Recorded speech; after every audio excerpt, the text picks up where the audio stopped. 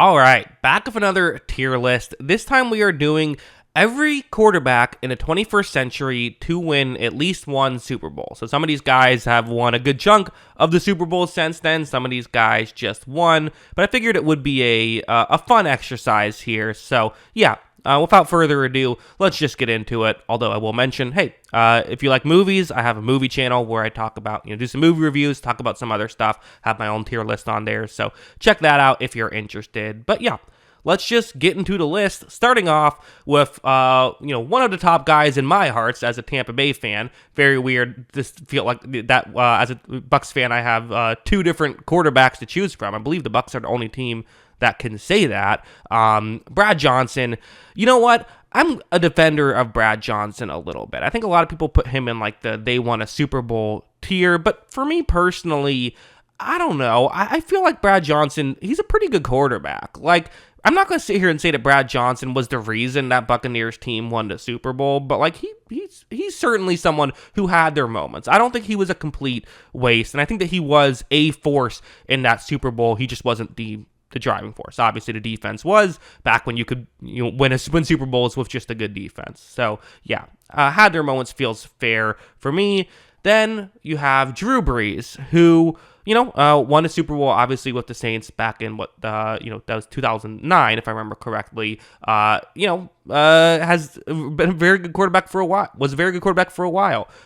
Had a lot of great counting stats, but even if you ignore the kind of passing yardage stats, which can often be misleading, he was just a really good player. Like, even forgetting about all that stuff, like, the tape was always very good. One of the most accurate quarterbacks, if not the most accurate quarterback of all time. I'm not going to put him in GOAT, but I'll put him in one of the best. That's for sure. One of the best is like Hall of Fame, I think. So then we have Ben Roethlisberger, who is another guy who I will always defend Roethlisberger's game. I think one of the issues of him is he kind of hung around a bit too long. That kind of colored some people's opinions of him. Because, a lot of times it's like Peyton Manning, who's like awesome, and then he sucks, and then he's out, right? I feel like Roethlisberger had more of a gradual decline and went from like awesome to like pretty good for like 5 years, and then went to sucks and was out. So I think because of that kind of colors some people's opinion. When he was at his best, he was like a huge part of them winning a Super Bowl, even if he wasn't great in one of those Super Bowl wins. I'm still going to put him in one of the best, and I do think he is a Hall of Famer. Right? I think that he's a really good player who maybe doesn't get the credit he deserves due to how the end of his career kind of went. Then we have Trent Dilfer, who has kind of been the go-to. You can always say, hey, Trent Dilfer won a Super Bowl, so maybe you don't need a great quarterback to win a Super Bowl. I think he's the exception, not the rule. He is they won a Super Bowl question mark type guy, to the point where when the Ravens won the Super Bowl, they still went out and got another quarterback after that year, which is kind of crazy that something like that happens. So also earlier I said the Buccaneers were the only team to have two different quarterbacks on this list. That's not true. The Ravens are also on this list. So there you go. Congratulations to the Ravens. Hey, listen, better to be the worst quarterback to win a Super Bowl than the best quarterback to not win a Super Bowl. You can make the argument. So yeah, there's that. Then you have Aaron Rodgers, who he's interesting. For one thing, it's kind of surprising, how far, just making the list, it was surprising, how far, I did it, reverse chronological, just compiling it. It's kind of crazy to think, it's been a while since he's won one. It's been, 14 years now at this point, which is just kind of crazy to think about. Obviously, Rodgers is one of the best to ever do it. I think that I'm going to put him in this tier as well. I know that many people might want to put him, some people will put him higher. Some people do believe he should be that tier. I also think some people will put him lower, but I think that's largely due to personality and him not being the most likable guy as opposed to his game's great. One of the best. That feels fair to me. Then we have Eli, who won not just one, but 2 Super Bowls. And I will say this with Eli, that second Super Bowl run, he was legitimately great in it. The first one was mostly defense for sure, but the second one he was legitimately great all year. I think I'll put him in still really good. I think that feels fair. I think he's better than just had his moments, but not that much better. So I'll put Eli Manning in that tier. And then we have Joe Flacco, January Joe. He's GOAT, right? Easily GOAT. Don't even have to think about it. He's elite. What else can you say? No, obviously I am joking. He is someone who I feel like had their moments, feels like the appropriate tier, was always legitimately great in the playoffs. Like, it wasn't just the one playoff run, it was several playoff runs. He was fantastic. So you got to give him a lot of due there, but just wasn't always the best in the regular season, and had a very short shelf life with Baltimore. So because of that, this feels fair. Then we have Russell Wilson, who I don't know, cause I feel like, again, maybe this is becoming I don't know. I'm conflicted on, do I want to put him in one of the best or still really good? I think I'm going to go one of the best, actually.